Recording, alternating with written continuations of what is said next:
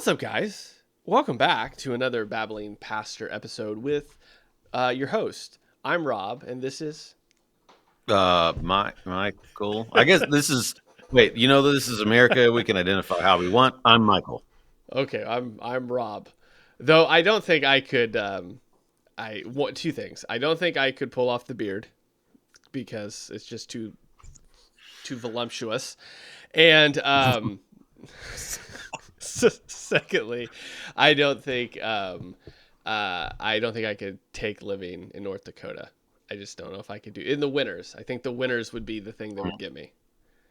Well, right now it has been hot enough this summer that I want to move to the Arctic, because it's been like in the upper 80s and 90s, and that's plenty. I don't need that in my life. I'm kind of ready for the cold stuff. Cold.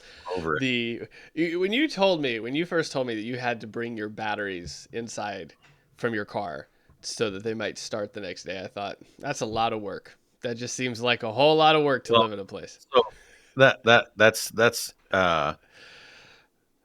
that would be only for a really short period of time every winter. But now I have like these. You do go through a battery like at least every couple of years, it seems like. But we have these things you plug your car in to like an extension cord. Got it. And they're heater. Heats it up. Yeah. So now you don't got to do it no more. Look at that. Yeah. Advancements in technology. Fantastic. Well, today we are going to go back to what we had been doing the last few. I don't know. Honestly, it's been so long since we recorded last. I don't know if these were. I think we did reactions last time, if I remember right. We're going to be doing more of them today. Now, a few of these, if anybody follows on Instagram, I've already covered. A few of them we haven't addressed at all. They've just been saved, and I haven't been able to get to them. And this is where I very much appreciate your pastoral wisdom and approach, because I'd be really interested for the... Yeah, I'm sorry. Your face is like, what are you talking about? So let's go over the first one, because of time. We got to make these sort of shorter episodes. But anyway, this first one is from... Rainn Williams. He has a podcast called Soul Boom. Now, full disclosure, I've not ever watched an episode. I've never listened to one, but I know it exists. And this one came across my Explorer page the other day, and I thought it was interesting, the concept, because, again, it's very philosophical. He gets in, he has these people on sort of talking in that same way. So here's this one, and let's listen to it, and then we'll discuss it. Why do so many religious people do so many horrific things? Beautiful, because every single one of us is a naturally spiritual being.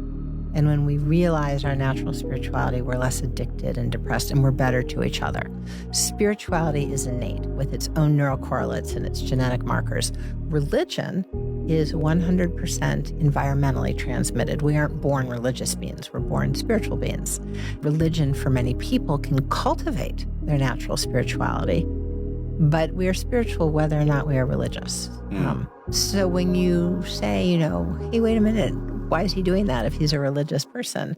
The question is he using his innate, hardwired seat of perception to be loving, guiding, and never leave anyone alone? All right, so there is that one. I thought that was an interesting one, simply because it touches on the, we're all spiritual. There's always there's this sort of dividing up the spiritual versus the religious and sort of talking through it. Again, I saved it to make a short video on, but this is I think it'll be a lot more helpful when we kind of walk through this. So what's your first take because this isn't abnormal. I've heard people talk in similar ways before. Yeah. So it took me just a second to realize who he was. He's the guy from The Office, right? Yes, this is Dwight. Yeah. Dwight got philosophical. Yes. Yeah. No, so honestly, that's a question that a lot of people have. First of all, so I think that it's a good question. I think that her answer is wrong. I don't think that she. Well, okay. There's a sense in which you could say, okay, yes, but there's a lot more to it than that. But I'm assuming, so she sounded very much into the a whole new age world of like spirituality. Honestly, when you hear people talk about their spirituality today, it really, we live in a day when you do kind of have to ask, what do you mean by that? It's kind of like a bunch of other terms, Well, it's a mix you of know? a lot of things. Yeah. Right. Yeah. And for she talked about it's something about it being like deep in your physiology, or you're like we would agree you are born um we are spiritual beings. That's true. We were made in the image of God. It doesn't get more spiritual than that. And we were made with spirits and souls, right? So so some of what she said is true, right? But it seems from the way that she was wording things, that it seems that she would be coming from outside of any particular worldview, religious belief kind of thing. Not outside. You can't be outside of a worldview. She has one, but Yeah, outside but of a outside of particular religious. yeah, yeah, yeah. And so um, I think that she, by the definition of religion, okay, um, religion is, so this is just a couple of definitions, right? One, just from the first thing that pops up on Google, the Oxford Languages. So the Oxford Dictionary says the belief in and worship of a superhuman power or powers, especially a god or gods. And then over on the right-hand side of the screen, the Wikipedia thing is a little more detailed. It says religion is a range of social, cultural systems, including designated behaviors and practices, morals, beliefs, worldviews, texts, sanctified places, prophecies, ethics, or organizations, and then it goes on. So that's a little bit more detailed description of it. But it seems like, and I could be mistaken here, because it's the first time I've seen that. And Yeah. don't To even be know if fair, just it so is. everybody knows, yeah, these are just first reactions. But it seems like that she is assuming that she doesn't have. I would say that people naturally have religion as well, but so religion is something that um, that also um, is something that we're born with. You, no matter who you are or what your worldview is, you do have one, and no matter what it is, you do have certain practices, certain things that you do. The So one thing that's been well established, I think, by many studious men and women in Christianity is when you hear people talk about um, the religion of death or that kind of thing in our own culture right now, right? Or how critical race theory is a religion in and of itself. Like there's a gospel, there's a God that you sacrifice to. There's a like penance. There's all sorts of things that make it synonymous with a religion. So I think the first premise is off in that way, that I don't think, well, maybe it's not our first premise, but I think that premise is not. I don't think that works. I think that you have a religion even if you don't know it. It's like a worldview, and your spirituality it is your religion, right? Like it's maybe they're not synonymous words, but I think both with spirituality and religion, you would have to ask, what do you mean by that for both of those in today's age? And that's where Yeah. I would begin if I was talking to her, I guess. Yeah. I think again, this is where coming up online on things on Explorer pages is because you're not entering into the clip or the conversation understanding, because I'm sure probably before this she's defined both of those, and so you're Sure. kind of coming in like on the back end, and so I think part of it, and The only differentiation I would probably make is I think she's probably I 100% agree with what you said about in regards to everyone's got like a worldview or a religion. Those things would, I mean, obviously there's differences in them, but they operate essentially the same way. And then the spirituality, the way that she seemed to talk about it was sort of how you interact in the world, the religion. So the spirituality is how you interact with the world. The religion is the lens by which you do it. It's kind of how I took it. But I think the big difference, and I apologize to anyone that can hear my dogs in the background. They have bones and they're just gnawing around. So if you can't hear it, fine, but it's annoying me through my headphones. So when she's interacting with this conversation, I think, because his initial question is, why do religious people do bad things? And her point is, well, it's because they don't understand that they are spiritual beings and spirituality actually helps, but religion corrupts. It seems to be the view she's working with, is that because we're all spiritual beings, there are good things that spirituality brings because we're spiritual, but then religion is inherited and it corrupts the goodness that spirituality is. And I think that's where the Christian worldview, at least, would differentiate from what she's saying, because the idea is that we are all spiritual beings, but it actually always plays out in spiritual rebellion toward God.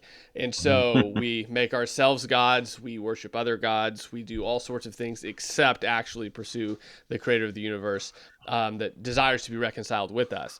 And so this is where I think when I watched it, I thought, man, this is where Christianity and her worldview really butt heads, because it's not about this innate goodness that we have.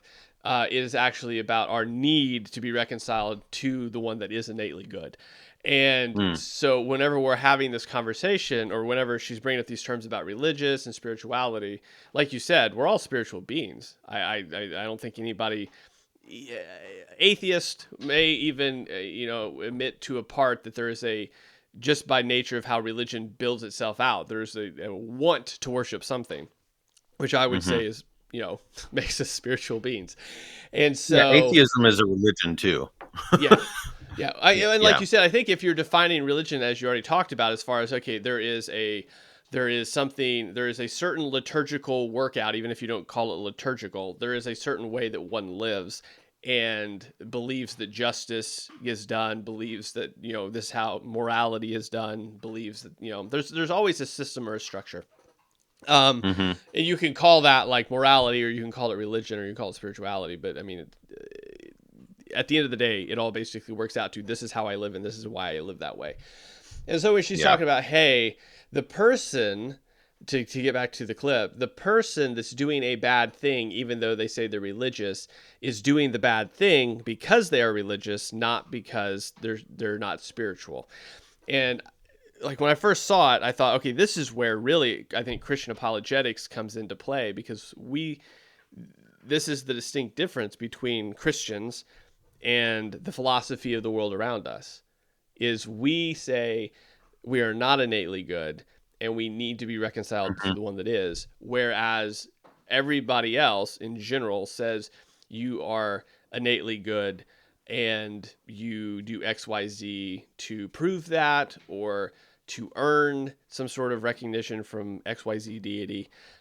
In her case, it seems like you just get rid of religion and embrace spirituality, because she does, at the beginning of the clip, talk about something that is statistically correct. I've heard it before. I obviously don't know the reference off the top of my head, but the idea is if you're involved in some sort of church or religious group, you are happier, you are more well-adjusted, you are more, there's actually a super interesting study we obviously don't have time to get into. It's called Third Places, where it's actually the study of the decrease of third places, primarily religious institutions, has caused the rise in anxiety and mental disorders, because you don't have those third places. And so she's talking about like, hey, if you have this spirituality, you're actually happier. So that part's true. But I think, though, again, it all comes down to worldview, kind of how we work through that. So. Yeah. So as you were talking about it,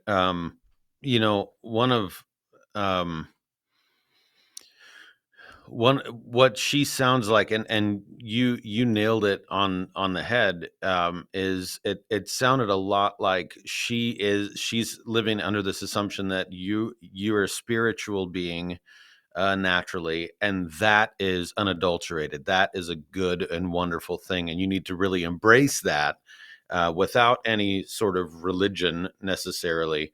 As long as it and leads to good and loving and yeah. right, but Oh no! Hold on. oh, I'm it's sorry. okay. It was my button. It's fine. Keep going. It's cool if you a face for radio, that's fine. It's not a big deal. Yeah, I'm gonna have to edit that part out. Keep going.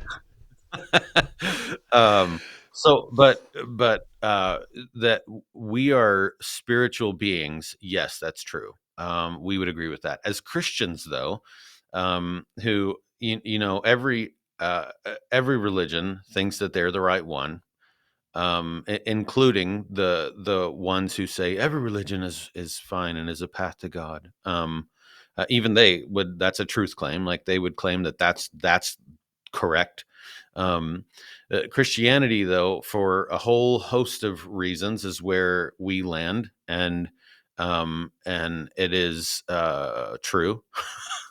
and that being the case, you nailed it on the head, right? John 14:17, even the Spirit of truth. So it's talking about what Spirit? The Holy Spirit, God's Spirit, whom the world cannot receive because it neither sees him nor knows him. You know him, for he dwells with you and will be in you. And it's actually the fruit of that Spirit that is love and joy and peace and patience and so on and so forth. And so if she actually mentioned love, right, at one point, and that's something that the only way to have unadulterated, true, perfect love with the cleanest motive, selfless motives, and all of the things. The only way that happens is it's fruit that comes from having the Spirit, not yours. And I think that would be a big distinction also. It really isn't. It's what you said, but just maybe a step further, I guess. But I like that. But yeah, I think that's a big miss on from her perspective. This is a great I mean, you brought it up, and I think this is a great place to briefly talk about it, as it was brought up. Like you said, it's really the fruition of what she's talking about in regards to, hey, as long as it's loving and good, then it's the right thing. And then you brought up the distinction between, okay, well, there's fruit, and then there's actual fruit of the Spirit. And the other day, I was thinking through this because of a conversation that I was having with somebody back and forth online, was that there's a lot of people that will claim, like, hey, these people have fruit, and it seems to be the fruit of, the fruit of the Spirit. And there's got to be a way, as us as believers, to distinguish, okay, what is genuine fruit versus just fruit of the spirit of the world? Because again, this is where I think apologetics and discipleship really come into play, because there are people that are going to say, look, I interact with people that don't believe in Jesus, and these people, and I'm sure this lady even on this podcast, and Rainn Williams himself, I'm sure these people, like, they're good people, like, they're nice people, like, they're generous people, like, they're not like over here, kicking cats across the road or something. Like, they're like, they would fit into a moral Wouldn't that idea make you a good person? Oh my goodness. So all the cat lovers, just thumb down this video. So I think that the really important conversation for us as believers to have, and when we're discipling people is, all right, so how do we distinguish then genuine fruit of the Holy Spirit versus counterfeit fruit that looks really similar? And I think that's where the real conversation happens, especially when we're parsing out basically what she's talking about as far as spirituality versus religion. And because there are people, for example, that are let's just say loving people, right, for the Spirit. They're loving people up until a point, and this is what makes Christians should distinguish Christians. So when you read like early church history, these Christians love their neighbor, they're generous to their neighbor, even when they are brought before the governors and said, sacrifice to this idol or you'll die. They're still in the moment of death, right before death, loving the person that's about to take them out, saying kind words to them, praying for them, not being malicious toward them. Even though, as far as like what right they have, they could be, right? And so I think that's the difference. Genuine fruit typically is only proven in the times in which it's pushed to its limit. And that's where you also see fruit of other people. Like whenever you have somebody, and I don't even know if all the time that's, you can even tell it even up to death, because there's obviously people of other religions that have died for their beliefs as well. And so, but one of the ways you can tell is when you push that philosophy to a breaking point, what actually happens. Which is also why, and I'll leave it at this, and you can have your last word here before we end this episode. I think this is also why, if you read early church history, when people apostazed, so they get taken before the governors or whoever's in charge and say, hey, deny Jesus or die. And they deny Jesus, but to shame the person, they don't actually kill them. They send them back into the Christian community as a proof, for example, that your religion is not real. This is one of the things that like is very interesting when you read early church history, is that these people aren't welcomed back into the church because in the moment that they had a chance to actually stand up for their faith, they didn't. And to wrap this all around, to sort of end my comment here, I think that's where like fruit is tested. At the moment where it crosses the line of logical, like, why do you still hold to this thing? It's one way to distinguish between actual fruit and counterfeit fruit that she's kind of talking about here. So two things. So two quick things about fruit. I think that on the one hand, one of the ways that that could be such a huge discussion. Yeah, there's a lot. I have similar discussions when parents come to me and say, can we have the baptism discussion with little Johnny, right? Because, as parents, they're going to actually know little Johnny much more than me. And especially if they're good, godly people who are mature in their faith, that they're going to be witnessing his fruit, right? And so, I mean, I have this kind of discussion actually quite often. And one of the things that I think is important to think about is that from the world's perspective. Now, again, I do not know. Either of the two people, really. I mean, I know who the guy is, but I don't know him. I don't watch or listen to his podcast or any of that stuff. I don't know who she is. So I can't really speak to them, but what I can say is one of the major differences that you see in our culture is that our culture, love in our culture, does not include telling people the truth, even when it's uncomfortable, right? Like telling people the truth because the falsehood is harming them, right? So this would be true in the whole transgender world, right? The gender identity problems, the LGBTQ world, abortion. I mean, name the thing, right? There's a whole list of stuff in our culture that the culture at large doesn't want to acknowledge or tell them, listen, this is harming you. This is not okay. We need to get you help, right? And so I think that one thing that we can do as Christians is that's a quick identifier is usually when it's someone from the world that is being loving. They're not necessarily willing to be actually loving, because it would actually be loving to have the hard and ugly conversation and tell the truth. And so that's thing one. Okay. Thing two is that we, in the theological world, we have what is called the invisible church and the visible church, right? Um, and that has everything to do with this whole idea, right? There, to some degree, there will be people who have the fruit and look, play the part, have all the same attire, spiritual attire, it seems, that everyone else has, but they're not wheat, they're tares, right? They're actually goats, they're not sheep. Now, a lot of times you can see that they weed themselves out at times, in the church, and I think that's going to be an increasing truth in our nation, because as it gets way less popular to be a Christian. But at the end of the day, Jesus in his parables even makes the point that this is just going to be the truth until the end. At some level, there are always going to be people who are producing false fruit that is very good camouflage that you don't know, but he does.